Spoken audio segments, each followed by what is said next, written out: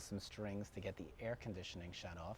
I have three Mongolian contortionists that are like trying to stay warm so their spines can bend, and we can't find a spot that's like, so we've got blankets wrapped around them, and all the challenges of this strange world we live in. There was a dance company that came to the Bass Hall in Fort Worth, and it was in their contract that the theater could be no cooler than 75 degrees. Oh, I'm sure. And of course the audience was saying, what's the matter, is the air conditioning? Yeah. I don't know what it is about Texans. If it's not 68, they don't think It's the air just the conditioning's- bills. I just wouldn't want to be those. I wouldn't want to see those power bills. Okay, are we ready, Daniel? All right. Neil Goldberg, I'll say welcome back to Dallas. Thank you very much. And we'll just plunge right on into this interview. And I will ask you the question that I have been asked umpteen times, and you know what I'm about to say.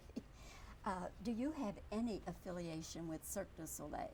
Absolutely not. What's interesting is we've been in business almost as long as they have. I mean, we started our company 12 years ago. We're an American-based company. I'm a New York theater person.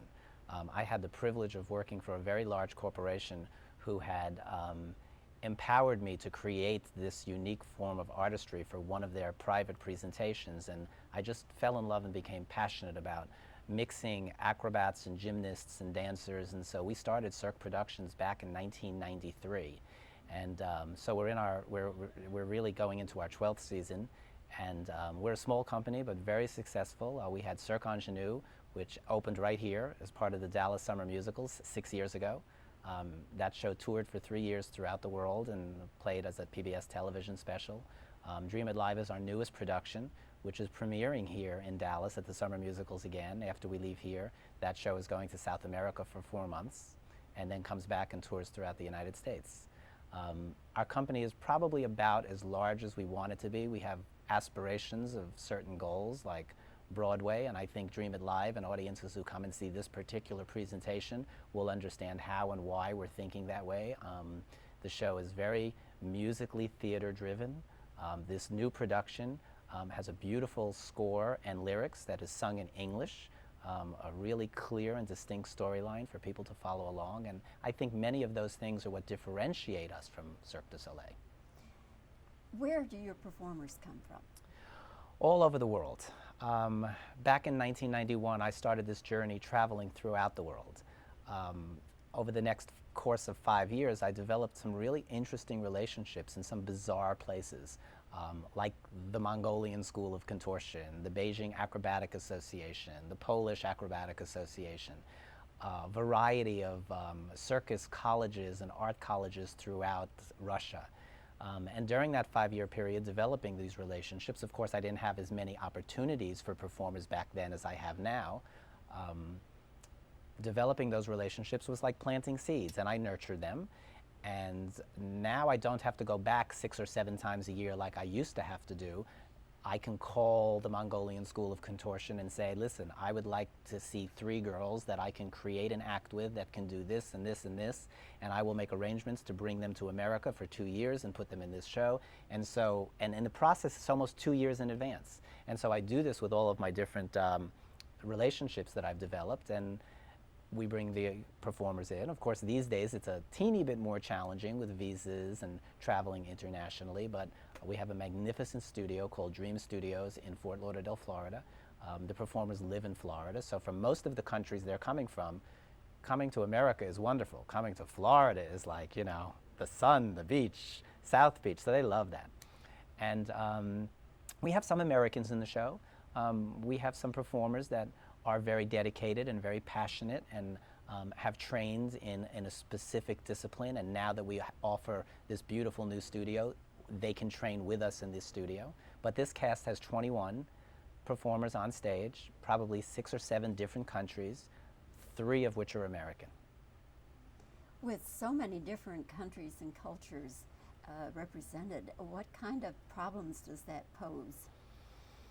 Language. I have no time, unfortunately, nor am I passionate about learning a multitude of different languages, so they learn English much before I would learn their foreign tongue. We sort of have a common bond of in musical theater and with what we do. They need to learn, all music is written in counts of 8, so I can count to 8 in a bunch of different languages, and they understand English, and you know, dietary habits are a little bit different. But because our company has grown and we've been successful with our productions, we have a Russian coach, we have a French choreographer, we have people from different countries that speak different languages that now work in our dream studios. So it's sort of starting to get a little bit easier for the whole group to intermingle. Neil, would you have 1 or 2 acts that just wow the audience, where you know you can just feel the audience being just swept off their feet? I think honestly there's more than that, more than 1 or 2. It's always hard for me to say what my favorite is, because what I try to do as a creator is I try to put myself in the bodies of the audience members, and everybody is sort of perceives things differently, and what one person finds entertaining someone else may not, and what one person finds humorous somebody else may not. And what we try to do in Dream It Live is we really try to combine as much color and excitement and comical and participatory moments as we could, which is way beyond where we were in our first production of Cirque Ingenue. I'm anticipating, being here in Dallas, that one of the highlights of the show is going to be one of the principal characters, who is a dreamer, who gets sort of lost in this dream and this journey, and is striving to develop his own skills and achieve his own dream, and ultimately he becomes this zany maestro who rallies a whole bunch of audience participants with bells and mixes them up in the theater, and before we know it, they're playing a melody led by him that's comical and entertaining and heartwarming, and I just think the audience is going to cheer and embrace that moment in the show. I'm told, Neil, since I haven't seen the show yet, I'm told that that there is some kind of audience participation in the show. What is that all about? Well, that's one of the parts of the audience participation, is what I just told you, where people are going to start to participate in the dream experience, being swept into different elements, some on stage, some in their seats, and we're very, very cautious about the way we do that. We've spent the last 2 years with our performers really developing and workshopping how to invitingly participate with people without people being offended. Because I know for me personally, when I go see a show, if someone comes walking to me, it's like, no! But, so we've spent a lot of time workshopping that, and it's very tastefully done. The show opens and evolves from the front of house, which is the lobby part of the theater, and works its way right through the aisles and up onto the stage, but it doesn't stay there. It comes back out into the aisles and back out into the lobby during intermission, and then back down the aisles and up onto the stage. And so we sort of see the theater as a stage in itself, not just the stage by itself. Okay. I heard a beep. That was fine. Oh, we're okay. All right. I read something that led me to believe you have some sort of aerial acts. What is that? Well, we travel with our own rig as part of the show, which we've had custom designed for our own purposes. We have a few aerial performers in the show. We have 2 French trapeze girls that swing around and throw each other on bars and catch by their feet, and they're doing this, of course, 30 feet in the air. We have a very, very talented Russian duo. It's a male and a female that fly around on chiffon fabric, that jump out off the stage over the audience, and it's sort of like an adagio ballet in the sky. We have an amazing aerial rope presentation with performers hanging from straps just on their hands, and you know, you sort of look at those shoulders as they're doing that and you're like, oh, ouch. So there's a lot of stuff that happens up high, and even the ground performers. There's a chair stacking act, a very talented young Russian performer who will take 8 chairs and stack them one on top of the other. When he gets 27 feet in the high in the air, what happens is absolutely amazing, and I'm not going to tell you what it is because you're sort of going to have to come and see the show to see that part of it.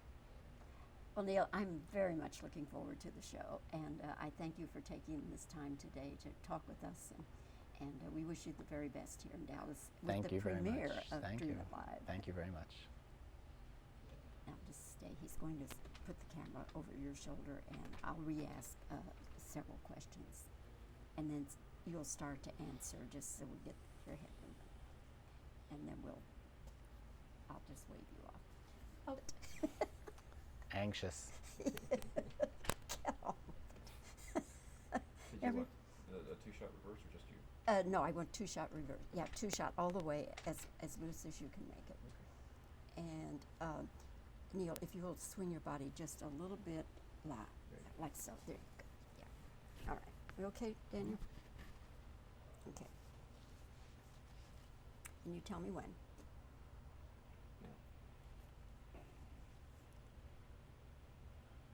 Yeah. Is your show in any way at all affiliated with Cirque du Soleil? No, we have no affiliation with Cirque du Soleil. Our company has been in existence for 12 years. Okay. How would you say that your company is different from Cirque du Soleil? Well, our shows are very geared and designed for musical theater to perform in theaters on proscenium stages. Okay, that's fine. All right. Where do you find these performers? I have traveled extensively throughout the world. I started back in 1991. I have been to some of the most bizarre, faraway. Having so many different cultures and countries represented, what kind of problems does that pose? Well, there's a variety of challenges, all of which we've been able to overcome. We have coaches that speak different. That's fine. What kind of audience participation do you have? There's a lot of audience participation with something in this show for everyone. We have a very exciting, participatory, interactive bell symphony where guest members in the audience are going to participate in a very comical and whimsical symphony. Okay. Okay. Okay.